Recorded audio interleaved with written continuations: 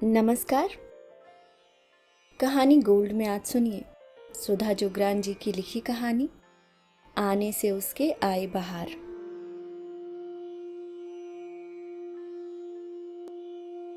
पावनी और रवीना सुबह की सैर पर थीं। बचपन की दोनों सहेलियां गप्पे मारती हुई निर्जन सड़क पर चली जा रही थीं।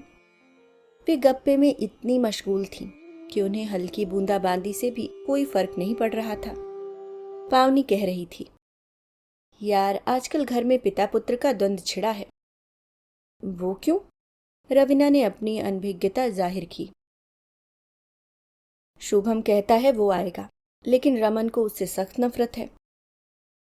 पावनी रटा रटाया सा बोली चली जा रही थी। रवीना ने बीच में टोका, पर वो कौन यह भी बताएगी कि नहीं? मैंने कितनी बार कहा रमन से, आने दो बच्चे की खुशी के लिए। आखिर कितना रहेगा हमारे पास, 10वीं में आ गया है। पर इन पतियों का तो भगवान ही मालिक है, हर वक्त हिटलरी हुक्म सुना देते हैं। पावनी के चेहरे पर इस समय युद्ध करने वाले भाव थे। इसी तिलमिलाहट में उसकी चाल तेज हो गई थी। ओफो, तू भी कोई कम नहीं। जब लड़ना होता है तो भीगी बिल्ली बन जाती है। सारी हेकड़ी मेरे सामने ही दिखाती है। अब इतनी तेज क्यों चल रही है? रमन तो 2 दिन से टूर पर गए हैं। अरे हाँ। पावनी पल भर थम गई। क्या करूं? शुभम की जिद है कि उसे एक पपी पालना है और रमन को तो कुत्तों से सख्त नफरत है। यह कोई इतनी बड़ी बात तो नहीं। रमन को हर बात पर अपनी चलाने की आदत है। शुभम कितना अकेलापन महसूस करता है। बचपन में अपने लिए भाई बहन की जिद करता था। हमेशा पूछता था, मम्मी मेरे सभी दोस्तों के भाई बहन हैं, मेरा कोई भाई बहन क्यों नहीं है? सच कहती हूँ रवीना, कितना दिल दुखता था मेरा। पर रमन को तो एक ही बच्चा चाहिए था। किसी तरह भी तैयार नहीं हुए। अब शुभम बहुत दिनों से एक पपी पालने की जिद कर रहा है। यह कोई बड़ी भारी जिद है क्या? तू ही बता। पावनी ने रुककर अपनी निगाहें रवीना के चेहरे पर टिका दी। समस्या इतनी बड़ी भी नहीं है जिसके लिए तू इतनी परेशान हो रही है। तेरे लिए नहीं, मुझे पूछ। घर में रोने पीटने जैसा माहौल रहता है हर वक्त। इतनी टेंशन तो सीमा पर भी नहीं होती होगी कि दोनों तरफ बंदे अपने ही हों। रवीना की हंसी छूट गई। उसे हंसता देख पावनी उसे रोष से घूरने लगी। मैं तेरी मुश्किल समझ रही हूं। किशोर उम्र के बच्चे अपनी जिद मनवाने के लिए किस कदर परेशान कर देते हैं, और पति तो इस ग्रह का प्राणी होता ही नहीं। वह एक तरह से पृथ्वी पर एलियन है। यार ये पति एलियन पहले से ही होते हैं या बाद में बन जाते हैं? पावनी झुंझलाकर बोली। अरे नहीं भाई, पहले वे भी अपनी मम्मी पापा के जिद्दी लाडले बच्चे होते हैं, शादी होते ही एलियन बन जाते हैं। रवीना के पति विश्लेषण पर पावनी की बेसाख्ता हंसी छूट गई। दोनों की मुक्त खिलखिलाहट के बीच एक मासूम सा क्रंदन गूंजा। पहले तो दोनों ने अनसुना कर दिया, लेकिन क्रंदन इतना करुण था कि दोनों सहेलियां उसके स्रोत को ढूंढने के लिए मजबूर हो गईं। वे धीरे धीरे आवाज की दिशा में सड़क के किनारे की तरफ बढ़ने लगी। अरे यह देख पावनी, लगता है आज तेरी फरियाद पूरी होने का दिन है। क्या है? कहकर पावनी रवीना के पास पहुंची तो देखा कुत्ते का एक छोटा सा पिल्ला कूड़ेदान की ओट में छिपा भीग कर रो रहा था। अरे यह तो बहुत छोटा है। किस हृदयहीन ने इसे यहाँ छोड़ दिया बारिश में भीगने के लिए? दरअसल यह भीग नहीं रहा, भीगने का लुत्फ उठा रहा है और गाने गा रहा है। रवीना ने वस्तु स्थिति समझाई। चुप कर, हर समय मजाक के मूड में रहती है। एक तो घर में भी पिल्ले की टेंशन, ऊपर से यह दर्दनाक दृश्य। पावनी ने रवीना को डपटा। दर्दनाक दृश्य? ओह, तो तू इसे हंसते खेलते दृश्य में बदल सकती है। रवीना बोली। नहीं, बिल्कुल नहीं। पावनी रवीना का मंतव्य समझकर पीछे हट गई। यह सड़क का कुत्ता रमन जो थोड़ा बहुत मानेंगे भी तो इसका इतिहास भूगोल सुनकर देखकर मुझे और शुभम को भी सड़क पर खड़ा कर देंगे। अरे तो तुझे हरिश्चंद्र बनने को कौन कह रहा है? कह देना किसी फ्रेंड के घर से लाई है। रवीना ने राह सुझाई। तू तो ऐसा कह रही है जैसे यह बड़ा होगा ही नहीं। बड़ा होने पर इसकी सड़कीली लुक बाहर आ जाएगी। पावनी ने अपना शक जाहिर किया। गांव बसा नहीं, लुटेरे पहले आ गए। रवीना ने मुहावरा छोड़ा। यह मुहावरा बिल्कुल भी मैच नहीं कर रहा। पावनी स्नेह व लालच से पिल्ले को निहार रही थी। उसकी आंखों के सामने शुभम का अकेलापन कौंध रहा था। पपी के लिए उसकी जिद आजकल उसका सिरदर्द बनी हुई है। रवीना जानती है एक बेजुबान पेट कैसे अकेले बच्चे को इमोशनल सपोर्ट दे सकता है, लेकिन यह बात रमन को समझानी मुश्किल थी। वह अपनी सोच में गुम थी कि रवीना ने राह सुझाई। तू मुहावरे को छोड़, जब यह बड़ा होगा तब तक तो घर में रच बस जाएगा, फिर रमन कुछ नहीं कर पाएंगे। बात तो तू ठीक कर रही है, पर यह इतना भीगा हुआ और गंदा है कि उठाकर कैसे ले जाएं? छाते के अंदर रखकर। रवीना ने छाता आगे किया और पिल्ले को उसके अंदर रखकर ढक दिया। यह आइडिया सही रहेगा पावनी। सड़क के कुत्ते के साथ तुम्हें भी अधिक मशक्कत नहीं करनी पड़ेगी। एंटी रेबीज इंजेक्शन लगा देना और खाना दे देना, बस पल जाएगा बेचारा गरीब। रवीना ने दार्शनिक अंदाज में कहा। इसके नखरे भी नहीं उठाने पड़ेंगे, इसलिए रमन को भी अधिक ऐतराज नहीं होगा। पिल्ले को लेकर दोनों घर की तरफ चल दी। रवीना का घर पहले पड़ता था और पावनी का बाद में। दुविधा और दुश्चिंता में घिरी पावनी घर पहुंच गई। घर जाकर पावनी ने गंदे पिल्ले को गर्म पानी से नहलाया, दूध पीने को दिया और हीटर ऑन कर दिया। भूखा पिल्ला चपर चपर दूध पीने लगा। पेट भर गया, बाल भी सूख गए।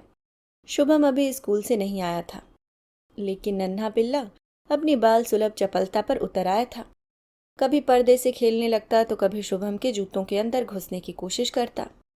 कुछ नहीं तो कमरे में रखी फुटबॉल को लुढ़काने लगता। कभी पावनी की गोद में चढ़ जाता। आश्चर्यचकित पावनी को उससे हर पल स्नेह हो रहा था। 2 बजे शुभम स्कूल से आया। जैसे ही वह घर में घुसा, पपी को देखते ही खुशी से उछल गया। मम्मी, ये कहाँ से आया? कब आया? कहाँ से लाई? उसने प्रश्नों की झड़ी लगा दी। वह सब बाद में बताऊंगी। पावनी स्नेह सिक्त निगाहों से शुभम के प्रसन्न चेहरे को देख रही थी। एक साधारण सा पपी भी अकेले बच्चे के लिए कितना मायने रखता है। यह मेरे साथ खूब खेलेगा। Love you mummy. मैं इसे अपने कमरे में सुलाऊंगा। मैं इसके सारे काम करूंगा। आप बिल्कुल भी चिंता मत करना। शुभम उसके गाल पर प्यार कर पपी को उठा अपने गाल से सटाता हुआ बोला, लेकिन पापा इसे रखने तो देंगे ना? पावनी एकाएक चौंक गई। पपी के साथ की प्रसन्नता भरी व्यस्तता में यह बात तो वह भूल ही गई थी। उसे फिलहाल कोई उत्तर नहीं सूझा। अभी रमन के आने में 2 दिन बाकी थे। शुभम भी सब भूलकर पपी के साथ व्यस्त हो गया। मम्मी, इसका नाम क्या रखें? तू बता, क्या रखेगा? मेरे एक दोस्त के डॉबरमैन का नाम रैम्बो है। इसका नाम रैम्बो रख देते हैं। इतने पिद्दी से पपी का नाम रैम्बो सोचकर पावनी के चेहरे पर मुस्कुराहट दौड़ गई। अगले 2 दिन बहुत व्यस्त और मजेदार बीते। शुभम को इतना खुश व भरा पूरा सा उसने कभी महसूस नहीं किया था। रवीना का फोन आया। अरे यार, कहाँ व्यस्त है? 2 दिन से सैर पर भी नहीं। रैम्बो को घर पर अकेले छोड़कर कैसे आऊं? पावनी ने अपनी मजबूरी जताई। ये रैम्बो कौन? रवीना ने चकराकर पूछा। अरे, तूने ही तो रैम्बो को घर लाने के लिए कहा था। पावनी ऐसे बोली जैसे रवीना को सब कुछ पता होना चाहिए था। अरे, वह पिद्दी मरियल सा कुत्ता रैम्बो कब से बना? रवीना हंसते हुए बोली। पावनी को बुरा लगा। अब वह रैम्बो है। गंभीरता उसके स्वर में छलक रही थी। 2 दिन में बात यहां तक आ पहुंच गई। वो मुझसे भी प्रिय हो गया? हाँ, हो गया। अब टेंशन यह है कि कल रात रमन पहुंचने वाले हैं। पावनी बोली। हाँ तो क्या हुआ? तू बहुत बहादुर है, मुझे मालूम है। यह मोर्चा भी तू पार कर जाएगी। रवीना ने उसे उकसाया। तू भी ना मुझे चने के झाड़ पर चढ़ा देती है। आखिर उस भयंकर तूफान का सामना तो मुझे ही करना है जो कल आने वाला है। कुछ नहीं होगा। तूने वह कहावत नहीं सुनी, हिम्मते मर्दा मददे खुदा? रवीना ने उसे फिर हिम्मत दिलाई। दूसरे दिन रविवार था। रात तक रमन आने वाले थे। शुभम रैम्बो से ऐसे खेल रहा था जैसे आखिरी बार खेल रहा हो। बेचैन सी इधर उधर घूमती पावनी रमन के आने के लिए जरा भी उत्साहित नहीं थी। रैम्बो कोई निर्जीव चीज तो था नहीं कि कहीं छुपा दें या फिर कूड़ेदान में फेंक दें। आखिर शाम आ गई और बीत भी गई। रात 9 बजे फ्लाइट लैंड कर जाती है। वह रैम्बो के लिए दूध ले आई। शुभम इसे जल्दी से दूध पिला और छत की तरफ जाने वाली सीढ़ियों के नीचे गत्ते के डिब्बे में सुलाकर दरवाजा बंद कर दे। लेकिन मम्मी, सुबह क्या होगा? सुबह की सुबह देखेंगे, वरना तो आते ही महाभारत कथा आरंभ हो जाएगी। रैम्बो कोई आदमी का बच्चा थोड़े ही न था जो किसी सांसारिक नियम से बंधा था। रैम्बो तो आजकल के बच्चों की ही तरह निशाचर था। आखिर नई पीढ़ी का जो था। दिन भर अलसाया रहता और रात होते ही एक्टिव हो जाता। दूध पीकर तो वह और भी फुर्तीला हो कुलाचे भर रहा था। तभी फोन की घंटी बज गई। रमन का फोन था। 15-20 मिनट में पहुंचने ही वाले थे। पावनी ने रैम्बो को जोर से डांटकर एक थप्पड़ लगा दिया। वह कूकू करता शुभम की गोद में बैठ गया। शुभम का दिल टूट गया। सोने के लिए बचपन में उसे भी एक थप्पड़ पड़ जाता था कभी कभी। उसने एक छोटा तौलिया गत्ते के डिब्बे में बिछाकर उसे रख दिया। मजबूरी में रैम्बो लटक गया और 5-10 मिनट में सो भी गया। शुभम ने डिब्बा सीढ़ी के नीचे रखकर दरवाजा बंद कर दिया। पावनी ने चैन की सांस ली। तभी डोरबेल बज गई। दरवाजा खोलते हुए पावनी आज कुछ ज्यादा ही मुस्कुरा रही थी। रमन खुश हो गए। वाह, क्या बात है, लगता है इस बार बहुत मिस किया मुझे, कहते हुए रमन अंदर आ गए। हमेशा ही करती हूँ, पावनी ने स्वर में मिश्री घोली, लेकिन आज घर की फिजा कुछ बदली बदली सी नजर आ रही है। रमन इधर उधर देखते हुए बोले। शुभम जल्दी से अपने कमरे में जाकर पढ़ाई में उलझ गया और पावनी किचन में चली गई। रमन हक्के बक्के रह गए। रमन नहा धोकर चेंज करके आए तो पावनी और शुभम डाइनिंग टेबल पर बैठे उनका इंतजार कर रहे थे। आज आते ही खाना लगा दिया, क्या बात है?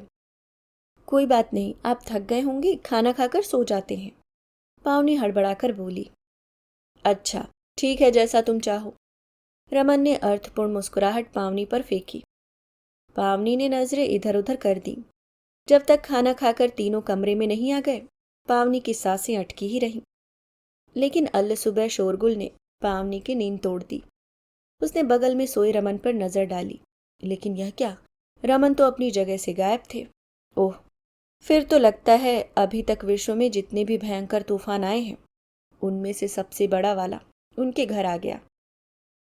रवीना की बच्ची, यह सब तेरी पढ़ाई पट्टी है, तूने ही लालच दिया था मुझे। वह हिम्मत कर कमरे से बाहर आई। बाहर का दृश्य देखकर उसके होश उड़ गए।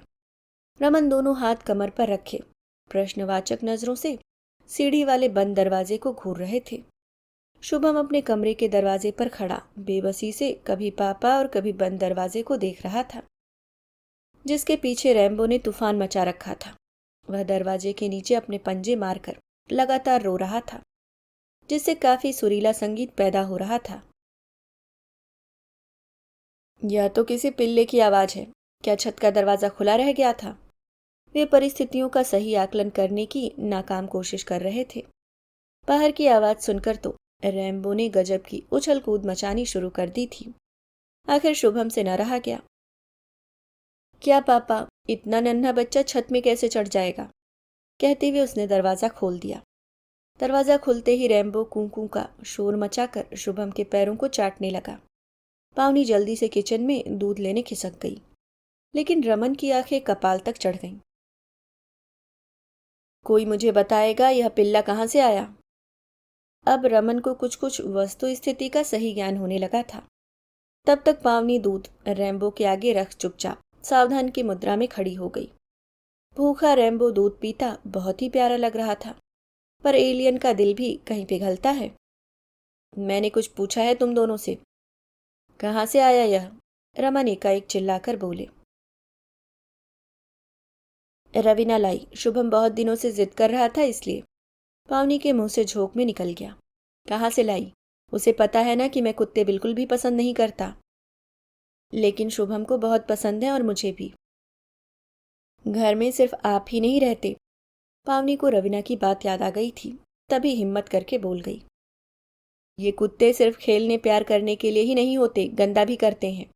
इन्हें ट्रेन भी करना पड़ता है, घुमाने भी ले जाना पड़ता है। मैं इसे घर में जरा भी बर्दाश्त नहीं कर सकता। रमन ने नफरत से रैम्बो को देखा। हम दोनों मिलजुल कर लेंगे, पावनी और शुभम एक साथ बोले। बिल्कुल नहीं, कान खोलकर सुन लो तुम दोनों। आज जब मैं ऑफिस से लौटूं तो मुझे यह पिल्ला घर में नजर नहीं आना चाहिए। हिटलरी हुक्म सुना। रमन अबाउट टर्न हो गए। पिल्ला नहीं, रैम्बो है यह, शुभम बोला, लेकिन तब तक बाथरूम का दरवाजा एक धमाके के साथ बंद हो चुका था। अब शुभम ने रुवासी आंखों से उसकी तरफ देखा। मैं इसको स्कूल बैग में डालकर अपने साथ ले जाऊंगा, किसी पर भरोसा नहीं रहा मुझे। शुभम ने भी अपने कमरे का दरवाजा धड़ाम से बंद कर दिया। पावनी ने बारी बारी दोनों दरवाजों को शक की नजर से निहारा और किचन में चली गई। घर में तूफान के आने से पहले का मरघट सन्नाटा छा गया था। उसके बाद जो कुछ हुआ इशारों में हुआ। शुभम स्कूल चला गया और रमन ऑफिस। लेकिन रात को सब फिर एक दूसरे के सामने थे और रैम्बो बदस्तूर कुलाचे भर रहा था। आज वह रमन के पैरों से खेलने की कोशिश में लगा था। शायद उसे भी दुनियादारी समझ आ गई थी कि कौन सी सरकार सत्ता में है। रमन ने उसे पैरों से परे फेंक दिया। यह अभी तक यहीं है? ठीक है, मैं ही इसे अभी रवीना को वापस कराता हूं। रमन अपनी जगह से उठे। पापा का इरादा भाप शुभम ने रैम्बो के साथ अपने कमरे का दरवाजा बंद कर दिया। रमन पावनी को घूरते रह गए। अब रोज यही होने लगा। रैम्बो ने भी रमन को अपने खिलाफ देख विद्रोह का मोर्चा खोल दिया था।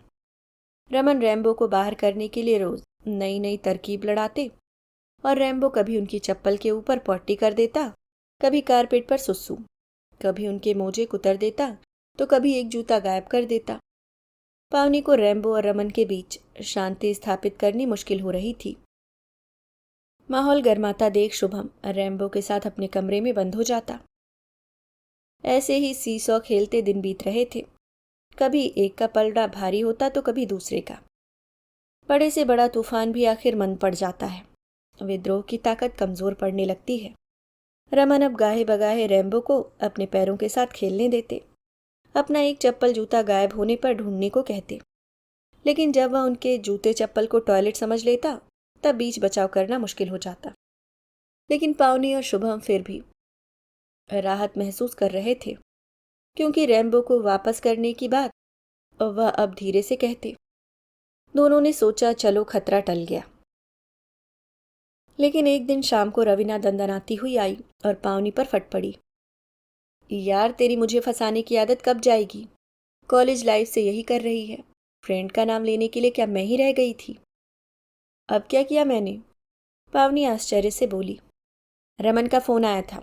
रैम्बो के माँ बाप का अता पता पूछ रहे थे। क्या? पावनी बुरी तरह चौंक गई। वह तो सोच रही थी कि अब मसला सुलझ गया। मैंने कहा कि मेरी मौसी जी के फीमेल डॉगी का बच्चा है। माँ तो साधारण है, पिता का पता नहीं। बात पूरी होते होते रवीना अपनी हंसी न रोक पाई। पावनी भी हंसने लगी। दोनों सखियां बहुत दिन बाद दिल खोलकर खिलखिला रही थीं। पता है, रमन हिदायत भी दे रहे थे कि मौसी जी को अपनी फीमेल डॉग ऐसे खुली नहीं छोड़नी चाहिए। हे भगवान, मतलब कि बंधन यहाँ भी फीमेल पर ही। मेल डॉग छुट्टा घूमता रहे, कोई बात नहीं। पावनी हंसी रोकते हुए किसी तरह बोली।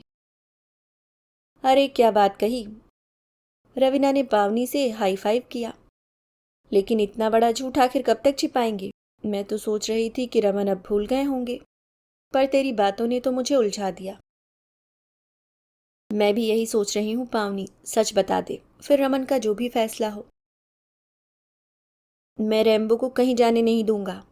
उनकी बातें अंदर से सुनता शुभम अपने कमरे से बाहर आ गया, साथ ही उछलता कूदता रैम्बो भी। आजकल देखभाल से वह गोलू मोलू सा हो रहा था। रवीना ने झुककर उसे गोद में उठा लिया। यह तो बहुत प्यारा हो गया। रमन का दिल फिर भी नहीं पिघल रहा। यार सही में पति इस पृथ्वी पर एलियन ही होते हैं। हाँ, और अब यह एलियन सच जानकर किसी भी तरह रैम्बो को घर में नहीं रहने देंगे। जब से यह आया था घर में जैसे बाहर आ गई थी। पावनी बेहद मायूसी से बोली। सुनकर शुभम की आंखें आंसुओं से भर गईं। तभी रैम्बो रवीना के हाथ से फिसलकर दरवाजे की तरफ भाग गया। दरवाजे पर रमन खड़े बहुत देर से उनकी बातें सुन रहे थे। अब कोई राज न रहा था। पावनी और रवीना सन्न खड़ी रह गईं। शुभम रैम्बो को उठाकर चेहरे पर अवज्ञा के भाव लिए अपने कमरे में चला गया, जिसे तीनों ने पढ़ लिया। रमन को देखकर हमेशा मजाक के मूड में रहने वाली रवीना आज बिना दुआ सलाम किए चुपचाप बाहर निकलकर वापस चली गई। रमन को बहुत अखरा।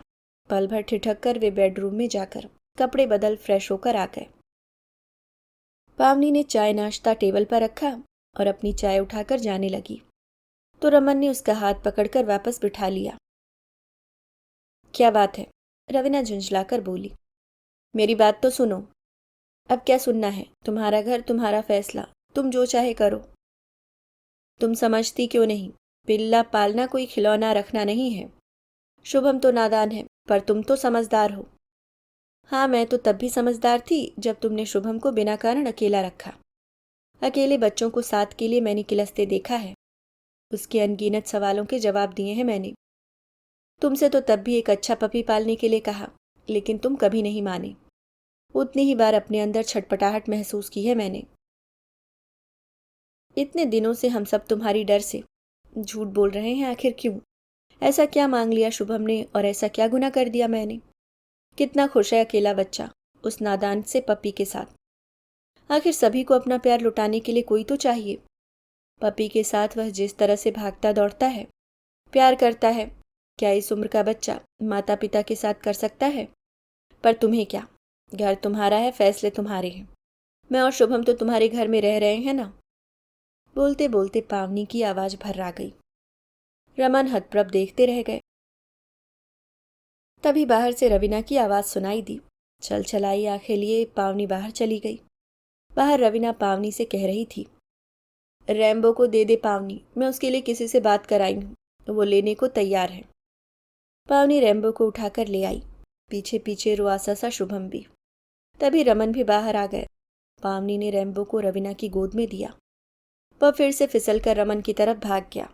इस बार रमन ने उसे गोद में उठा लिया। तू अब कहीं नहीं जाएगा रैम्बो। मैं पृथ्वी पर एलियन बिल्कुल नहीं कहलाना चाहता, कहकर रमन रवीना की तरफ देखकर शरारत से मुस्कुराए। फिर पावनी के कंधों के इर्द गिर्द अपनी बाहें फैलाते हुए बोले, मुझे माफ कर दो पावनी, इस नजरिए व इतनी गहराई से मैंने कभी सोचा ही नहीं। और हाँ, अब कभी मत कहना कि यह घर तुम्हारा नहीं। यह घर भी तुम्हारा और इसके फैसले भी तुम्हारे। सुनहली धूप चटक गई एकाएक पावनी के चेहरे पर। खुशी से गमकता शुभम मम्मी पापा व रैम्बो से एक साथ लिपट गया। हुर्रे, ये हुई ना बात, एक फोटो तो बनती है इस हैप्पी फैमिली की। रवीना ने अपना मोबाइल निकाला और एक फोटो खींच दी। आज वास्तव में रैम्बो के आने से घर में बाहर आ गई थी। अभी आप सुन रहे थे वरिष्ठ लेखिका सुधा जोगरान जी की लिखी कहानी आने से उसके आए बाहर।